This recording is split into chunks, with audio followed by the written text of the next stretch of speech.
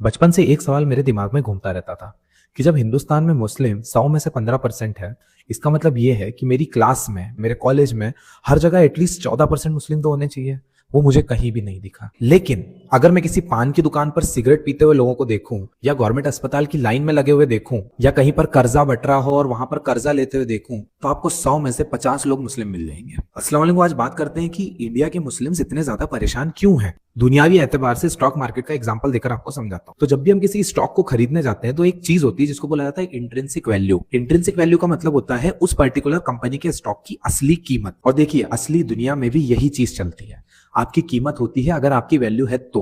आज के समय में मुस्लिम्स ने एक रट लगा ली है, सरकार ऐसा कर रही है, सरकार वैसा कर रही है। आप कौन होते हो सरकार के भरोसे बैठने वाले? आपने अपने इंट्रिंसिक वैल्यू खुद गिराई है। आज के टाइम में आपके लिए मोटिवेशन कौन बनता है? वो टिकटॉक पे नाचने वाले या कोई गाली देने वाला कॉमेडियन? आपके बच्चे यही देख रहे हैं और वो यही बनने की कोशिश कर रहे हैं। और इस तरीके के लोगों की इंट्रिंसिक वैल्यू जीरो होती है। दुनिया का सिंपल उसूल है, माइट इज राइट, जिसकी लाठी उसकी भैंस। इजराइल ने फिलिस्तीन में लाखों बच्चे शहीद कर दिए, लेकिन अमेरिका ने फिर भी इजराइल को हथियार भेजे। उसकी वजह जानते हो क्यों?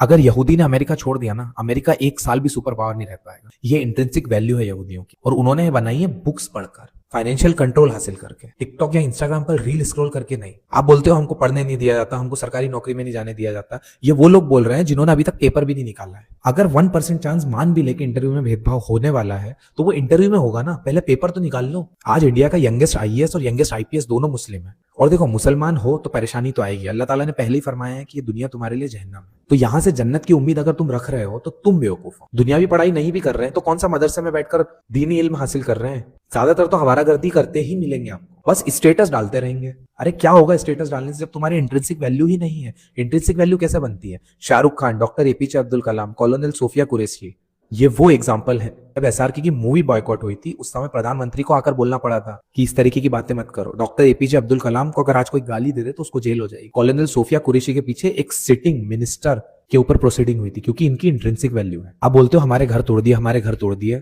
20-20, 25-25, 30-30 साल थे आपके पास, आपने ईएमआई पे फ्रिज और एसी उठाए, ईएमआई पर मोबाइल उठाए। अगर वही पैसे जमा कर रहे होते ना, आज डबल मंजिल घर बन जाए। और चलो मान लो तोड़ भी दिए। 20 करोड़ मुस्लिम है देश में, 20 करोड़।